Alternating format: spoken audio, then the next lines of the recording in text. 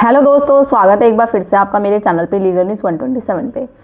दोस्तों, आज की वीडियो में बात करूंगी। आप में से बहुत सारे लोगों का सवाल होता है, मुझे कॉल्स भी आती है, कमेंट्स भी आती है। ये आप में से 90% लोग यही सोचते हैं कि जब भी हस्बैंड वाइफ में डिस्प्यूट चल रहा है तो ऑब्वियसली बात है वो अलग होना चाहते हैं, डिवोर्स की पिटिशन भी फाइल कर देते हैं। तो अब ये सोचते हैं कि जल्दी से जल्दी तलाक कैसे मिलेगा, क्योंकि आप तलाक की पिटिशन तो आपने डाल दी है, बट 1-2 साल के बाद आपकी डिसमिस हो जाती है। आप बोलते हैं कि भाई कोर्ट चाहता नहीं है, तलाक देता ही नहीं है, हमने तो बोल दिया कि हमें साथ नहीं रहना। तो क्या तरीका है जल्दी से जल्दी की तलाक मिल जाए, क्या करना पड़ेगा आपको?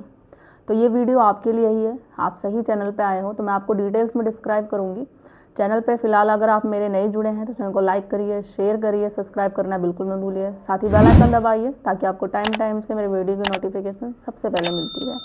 और आप जैसे जो लोग पीड़ित आपके घर में, फैमिली, रिश्तेदार में, वहाँ तक भी ज़रूर शेयर करिए। देखो, होता क्या है, तलाक एक ऐसा वर्ड हो गया है कि हर डेट में अगर 2-3 दिन भी शादी को हुए हैं या 1 महीना हो गया, 1 साल हो गया, 1 साल पूरा भी नहीं होता, क्योंकि आपको पता है तलाक की पिटिशन जब फाइल की जाती है जब 1 साल कम से कम हो। आप भाई अलग रहना चाहते हैं, अब अलग रहने के लिए आप लोग क्या करते हैं, कंटेस्टेड जो डाइवोर्स है वो फाइल कर देते हैं। मतलब सामने वाली पार्टी रेडी नहीं है, मतलब पत्नी चाहती है या पति नहीं चाहता, पति चाहता है तो पत्नी नहीं चाहती। तो इस सिचुएशन में तलाक लेना बहुत बड़ा टास्क हो जाता है। अगर आप लोग में से कुछ नए हैं अभी जो जुड़े हैं, आपको बता दूं तलाक पहले होते कितने प्रकार के हैं। तलाक जो होते हैं 2 तरीके के होते हैं सॉरी। पहला होता है म्यूचुअल, जिसे हम आपसी सहमति से कहते हैं, जिसमें हस्बैंड वाइफ दोनों ही रजामंदी होती है, दोनों अपनी कंडीशन डाल देते हैं, रेडी हो जाते हैं कि हम लोग सेपरेट होना है। क्योंकि और यही लोग सबसे समझदार होते हैं, क्योंकि उनको पता है सालों साल केस लड़ने से कोई फायदा नहीं है। जब अलग होना ही है, जब डिसाइड कर लिया है, दोनों की आपस में नहीं बन रही है, कोई भी रीज़न है, ज़बरदस्ती शादी करा दी गई या कोई भी है, तो अलग होना ही है। तो इतना लंबा केस करने से क्या फ़ायदा? केस तो लड़ते जाएंगे, आधी उम्र निकल जाएगी, दोबारा लाइफ स्टार्ट नहीं कर पाएंगे। तो ये सबसे बेस्ट ऑप्शन होता है। दूसरा होता है कंटेस्टेड, जिसमें वही बताया कि पत्नी चाहती है या पति नहीं चाहेगा, पति चाहेगा तो पत्नी नहीं चाहेगी। तो इसमें जो तलाक की जब पिटिशन डालते हैं ना, तो इसमें सालों साल लग जाते हैं, क्योंकि जब एक पार्टी नहीं चाह रहा है तो उसे कैसे फिर तलाक के लिए आपके पास ऐसा स्ट्रॉन्ग ग्राउंड होना चाहिए, मीन्स कि आधार ऐसा होना चाहिए जो आप आधार के लिए क्या पिटिशन डालोगे। ये तो नहीं कि जो पत्नी ने झूठे केसेस कर रखी है, वो सारे जो मुझ पे, मेरे घर वालों पे केस कर रखी है वो झूठे हैं, वो मुझ पे ऐसे ऐसे इल्ज़ाम लगा रही है जो हमने किया ही नहीं है, तो मुझे तलाक चाहिए, अब इसके साथ नहीं रहना। तो क्रूअल्टी मतलब कि जो आप बता रहे हो हमने पत्नी के साथ नहीं किया या हमने अपनी घर की बहू के साथ नहीं किया, वो हमारे साथ कर रही है। बट बोलने से नहीं काम चलेगा, आपको साबित भी करना पड़ेगा। या फिर दूसरा, जैसे अडल्ट्री का बताते हो कि मेरी पत्नी का और कहीं संबंध है, वो और कहीं उसका रिश्ता है, शादी के बाद है या फिर शादी से पहले चलता चला आ रहा है, जो भी है। तो सबसे बेस्ट ऑप्शन है तलाक लेना का, जो आप जिस कंटेस्टेड डाइवोर्स में जो आप डालते हो ना, तो उसको आप म्यूचुअल डिवोर्स बनाओ। यही सबसे एक बेस्ट तरीका है जो जल्दी से जल्दी आप तलाक ले सकते हो। जो भी आप ग्राउंड बता रहे हो, चाहे आप क्रूअल्टी बता रहे हो या अडल्टी बता रहे हो, मोस्टली लोग आप लोग क्या करते हैं कि 2 ग्राउंड तो बता देते हैं बट एक ही ग्राउंड पे फोकस करते हैं।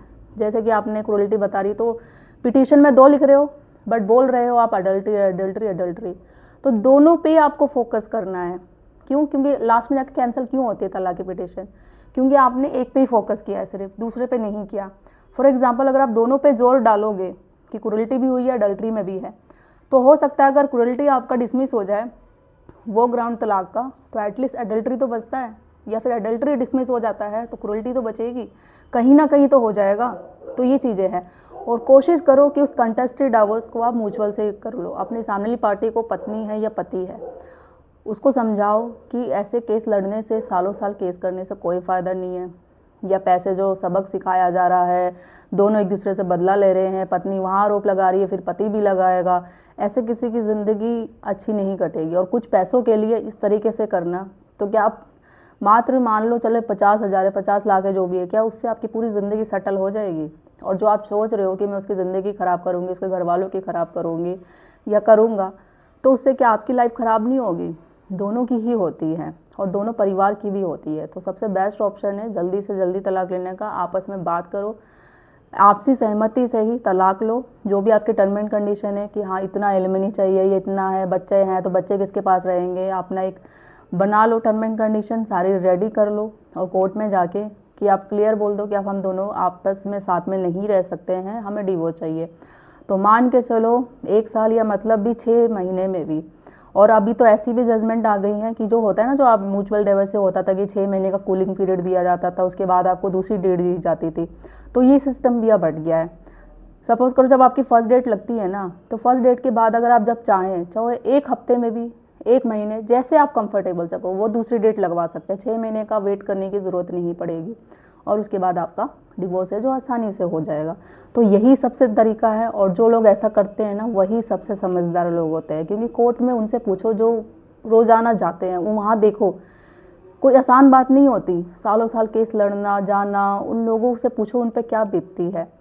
तो इस तरीके से कुछ हासिल नहीं होगा। मात्र या आप उसको सबक सिखाने के लिए या पैसे लेने के लिए झूठे इल्ज़ाम लगा रहे हो, परेशान कर रहे हो, तो सिंपल सी बात है यार, अगर आप दोनों की नहीं बन रही है, नहीं रहना चाहते और कहीं आपका है रिश्ता, तो सबसे बेस्ट ऑप्शन है क्यों आप इस छोटी सी बातों को इतना बड़ा चढ़ा के कोर्ट कचहरी ले जा रहे हो। फ़ायदा तो किसी का नहीं होगा। इल्ज़ाम पे इल्ज़ाम लगाना, फिर चक्कर काटते रहना, वो इल्ज़ाम साबित भी तो करना पड़ेगा ना आपको। साबित नहीं कर पाओगे तो क्या होगा। तो यही चीज़ें हैं। तो आई होप जो मैंने चीज़ें क्लियर करी है आपको समझ में आ गया होगा। तो ज़्यादा से ज़्यादा लोगों तक शेयर करिए, और कुछ राय हैं आपकी तो ज़रूर बता सकते हैं, और चैनल को सब्सक्राइब करना बिल्कुल न भूलिए। जल्दी मिलूंगी मैं कैसे इन्फॉर्मेटिव वीडियो के साथ, तब तक के लिए थैंक यू।